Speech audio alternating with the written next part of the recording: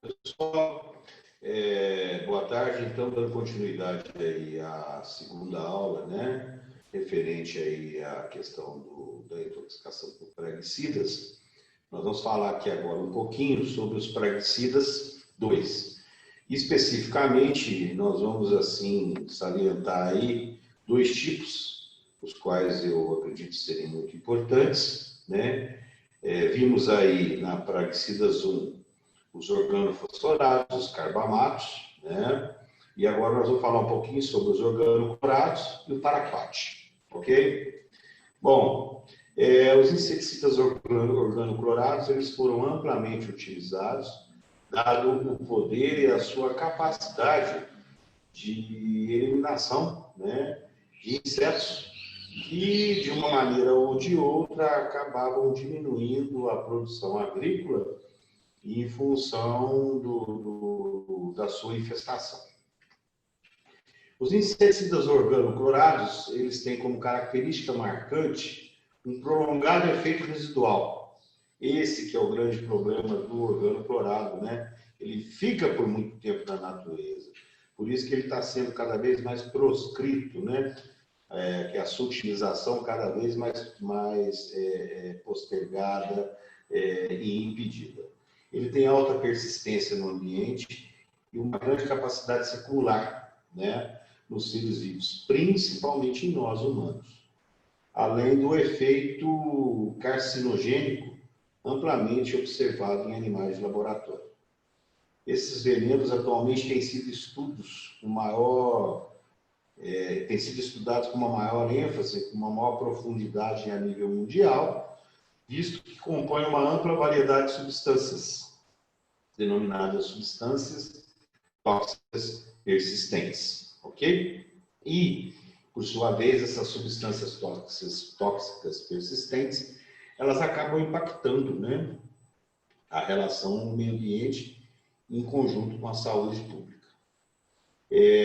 A inexistência, né, de políticas de saúde pública de cunho mundial, ou a pouca aplicabilidade destas, algumas décadas atrás, gerou, né, em relação ao meio ambiente, um passivo ambiental com inúmeros locais que até hoje são detectados como depósitos de lixo tóxico, ou seja, resquícios do uso indiscriminado dos organoclorados.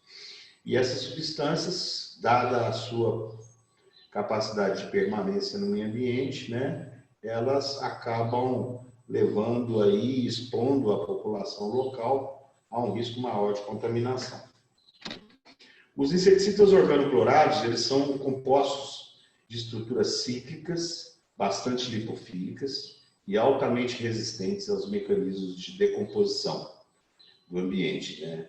Os principais organoclorados com atividade inseticida, né, são os hexaclodienos e seus análogos, o DDT, nosso famoso e conhecido e velho DDT e seus análogos, os ciclodienos e o dodecacloroclordecone, né, que também são aí variantes dos organoclorados. De que maneira eles possuem, né, e acabam levando a quadros de intoxicação em seres humanos, e é um mecanismo de ação que faz com que os insetos sejam eliminados. Eles interferem, né, como a gente vê nesse slide, com o fluxo normal de sódio e potássio no axônio, né, na membrana axonal, levam a um quadro de hiperexcitação do SNC, sistema nervoso central, deixando o indivíduo perturbado, né, em quadros de delírio, esquizoide, por vezes, e o aparecimento de alterações principalmente relacionadas com quadros convulsivos. Eles são altamente lipofílicos, olha que loucura, né, essa foto, esses dois aí aplicando um organoclorado sem nenhum tipo de proteção. Provavelmente eles devem estar assistindo essa aula agora lá de cima, né? Mas, coitados, em função da própria ignorância, né, e dos interesses, né, das grandes corporações, das grandes indústrias químicas que produziam esse composto eles sabiam da toxicidade que esses elementos possuíam, mas, enfim, o capital, é ganhar o dinheiro, né? Todos os organoclorados são muito bem absorvidos por via oral. A via dérmica tem uma absorção variável, diferentemente dos organoclorados, dos organofosforados e dos carbamatos, né? Cuja desinfecção cutânea é uma condição sine qua non no início do atendimento, né? E acolhimento desses pacientes, e pouca absorção por via inalatória. O tempo de meia-vida desses compostos pode variar de meses a anos. A principal via de excreção é a biliar, mas alguns metabólitos podem ser oriundos do sistema excretor renal, né? Ou seja, encontrados na urina. Muitos compostos possuem recirculação enterohepática, daí a necessidade de medidas de eliminação, né? E postergar a absorção é a utilização do carvão ativado, né? Porque ele retarda e diminui a circulação e reabsorção enterohepática. Todos esses compostos altamente lipossolúveis, né, como nós já sabemos, são excretados no leite materno. Aí é um cartãozinho, né, para a gente tirar aí uma lição, né? A mãe, né, com toda a mãe, está lá lavando, fazendo os seus afazeres domésticos, lavando a louça, enquanto o filho come, ela obrigando o filho a comer a salada, aquela salada com aqueles tomates vermelhos maravilhosos, aqueles alfaces carnudos e verdes, né?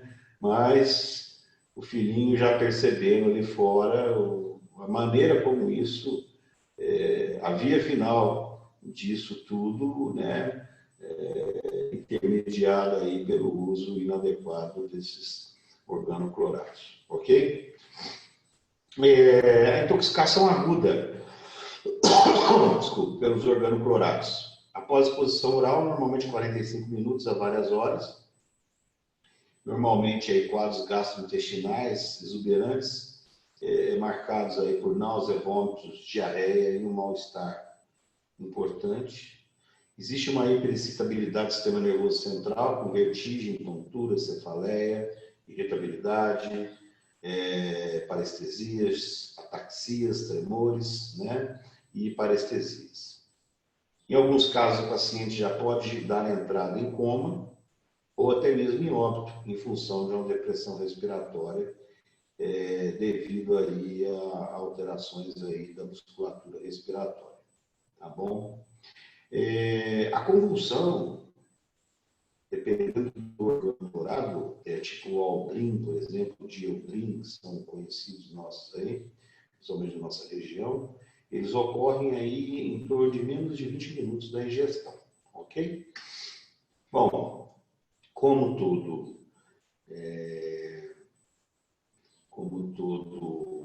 toda intoxicação exógena, né? Nós precisamos aí ter um local adequado para atendimento, aonde nós possamos oferecer aí os princípios básicos do suporte básico de vida, tá? E uma ponte para um suporte avançado, caso seja necessário, né? Utilizando aí respiradores, monitores, material para intubação, eletrocardiograma, desfibriladores cardioversores, drogas, bombas de infusão, ou seja, trabalhar com condições, né, gente? Isso aí é fundamental. Eu acho que ainda mais hoje em dia, com esse número gritante de escolas médicas, né? Sabe-se lá como está a formação hoje em dia da maioria dessas escolas. Então, assim, o número de profissionais lançados no mercado é muito grande. E, no mínimo, que esses profissionais devem fazer, né, aonde forem trabalhar, que o façam, né, que desempenhem a nobre função de curar, que o médico é preparado, teoricamente, para desempenhar, que o faça com condições, tá certo? Monitorização, oxigênio veia, hidratação vigorosa, exames complementares, quando necessários, uma anamnese sucinta, porém deve existir um exame físico adequado, correto? E a partir disso, as medidas complementares. Bom, em relação aí à continuidade, né, dos praguicidas 2, eu quero aqui ressaltar de uma maneira assim, importante, eu quero aqui ressaltar a periculosidade e o risco de exposição a esse tipo de herbicida, que é o paraquat. Eu fiz questão de colocar aí uma imagem estilizada da morte, né, com a sua foice no corvo, é exatamente porque as intoxicações por paraquat, elas, na maioria das vezes, vão nos dar um desfecho extremamente ruim. Invariavelmente, todo paciente, por nós atendido, principalmente aqueles que fazem a ingestão intencional deste herbicida, né? Eles acabam evoluindo para óbito em função do mecanismo de ação desse herbicida, que é extremamente traiçoeiro e capcioso, ok? É um herbicida dipiridílico não seletivo, utilizado para o controle de ervas daninhas e como desfoliante pré-colheita. Portanto, tem uma ampla utilização. É considerado um dos pesticidas mais tóxicos disponíveis atualmente, onde a ingestão, né, normalmente a apresentação e a concentração desse herbicida é a 20%, né, que são 200 miligramas por ml. Pode causar a morte. Né? E, assim, por que ele é, apesar da periculosidade, por que ele é amplamente utilizado? Tá aí, esses dados demonstram, né, por exemplo, o Gramosil. Ele é um paraquat a 20%, tá certo? Cuja 2 litros da substância consegue aí detetizar 1 hectare. Custa R$ 22,10 o litro. Olha para você ver o preço, como é barato e tem uma eficiência. Então é óbvio que a agroindústria vai utilizar. Né? O poker, né, Cletodin, acho que produzido aí pela Adama, 87,26 o litro, mas numa concentração muito maior, aonde aproximadamente meio litro, 0,4, né, 400 ml, pulverizam um hectare. Então, ou seja, o risco de intoxicação, seja ela ocupacional ou intencional, né, na questão aí do suicídio, né, é muito grande. E assim, normalmente com resultados nada amistosos. Bom, o que ele faz? O que o paraquat faz, né, para ser assim tão violento, tão maléfico, né? Ele leva a gente a um quadro aí, né, de um estresse oxidativo sem precedentes na célula. A quantidade de radicais livres formados e reformados, né, sob a forma de superóxidos, é muito grande. E isso leva a uma desnaturação da parede celular, isso leva a um rompimento do núcleo citoplasmático, isso leva ao rompimento de organelas e a célula entra em falência e morre. Tá? O paraquat, portanto, atua mediante mecanismo de indução de estresse oxidativo, sendo reduzido a um radical livre instável e reoxidado a radical superóxido, associando-se à oxidação do NADPH e originando falência dos sistemas antioxidantes, caracterizados aí pela superdismutase, catalase, glutatião peroxidase, vitamina C e vitamina E. Esse estresse oxidativo, né, ele forma espécies reativas de oxigênio, azeros. E essa quantidade excede a capacidade da célula antioxidar através desses sistemas. Com isso, existe uma geração conhecida como estresse oxidativo, cujo resultado é danoso às células, né, como eu acabei de dizer. Aí o exemplo de um estresse oxidativo celular, aqui nós temos uma célula normal, uma célula sendo atacada por radicais, porém ainda com a sua capacidade de combate preservada, né? Aqui já por um excesso, né, ela entrando no estresse oxidativo e morrendo. Bom, vamos lá, um pouco de informações a respeito da ingesta do paraquat. Porque o que vai chegar para a gente no pronto atendimento, na UTI, é exatamente o paciente que tentou o suicídio. E ninguém sai tomando isso aí, né, de forma espontânea. Por mais que a gente tenha deficiências de equipamentos de proteção individual, a ingesta acidental é praticamente inexistente, né? Doses menores que 20 mg por quilo, uma concentração de 20%, normalmente aí são caracterizadas por 7 ml do produto, dão principalmente manifestações gastrointestinais. E, eventualmente, o paciente sobrevive.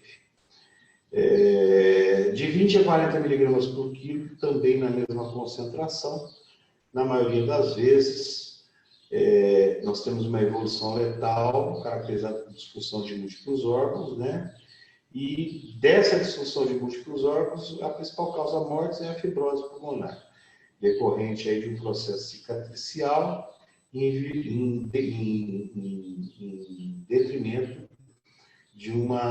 do aparecimento da síndrome da angústia respiratória aguda, que é essa. Doses acima de 40 mg por quilo, normalmente óbito aí de 1 a 7 dias, tá certo? Com uma marcante disfunção de múltiplos órgãos, hepático, renal e respiratório. A dose letal estimada do produto é de 20 ml para adultos e de 4 a 5 ml para as crianças. Bom, difícil tratar, né? O grande problema vai vir aqui agora, no que eu quero colocar, né? É marcante a questão da insuficiência respiratória decorrente de SARA e decorrente de fibrose pulmonar. Agora,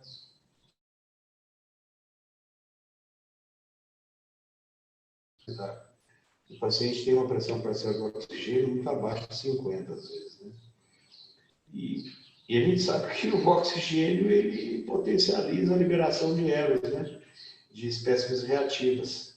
Quer dizer, então a gente fica numa saia justa. Se eu dou oxigênio, eu alimento o ciclo vicioso de produção de radicais livres. Se eu não dou oxigênio, eu também não melhoro a hipoxemia refratária do paciente. Então, realmente, você tem que medir muito, né? A questão aí da terapêutica, principalmente naqueles graves que estão entubados sob regime de ventilação mecânica.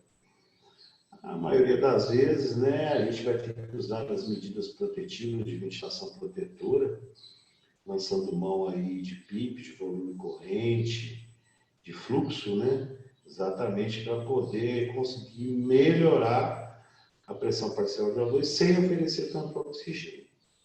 Move, né, monitorização, quando necessário oxigênio e acesso venoso, calibroso, hidratação adequada, para um débito urinário que seja compatível para ajudar a eliminação renal do lipídio, monitorização com frequência das funções renal e hepática, tá certo? E a questão do oxigênio, né?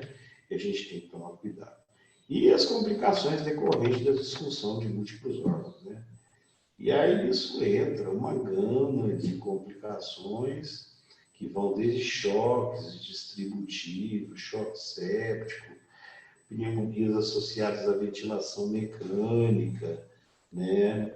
Insuficiência renal aguda, por necrose pular aguda, com necessidade de hemodiálise, ou seja, é um quadro extremamente exuberante em termos de complicações, né? Normalmente, a descontaminação pelo uso do paraquat, o gosto é horrível, né? Então o paciente não tem vômitos espontâneos após a ingestão. O esvaziamento gástrico é realizado se os vômitos não ocorreram, né? Seguido imediatamente da administração do carvão. Lembrar aí da latência de 2 horas, né? Que é mais efetivo para isso. Não existem antídotos específicos, né? A gente fala um pouco aí da terra de Fuller, do carvão ativado, da hemodiálise e hemoperfusão. Existem alguns estudos aí utilizando acetilcisteína, ciclofosfamida, vitamina E, corticoides, acetilcisteína, mas sem comprovação. As medidas realmente são suportivas, curativas e direcionadas.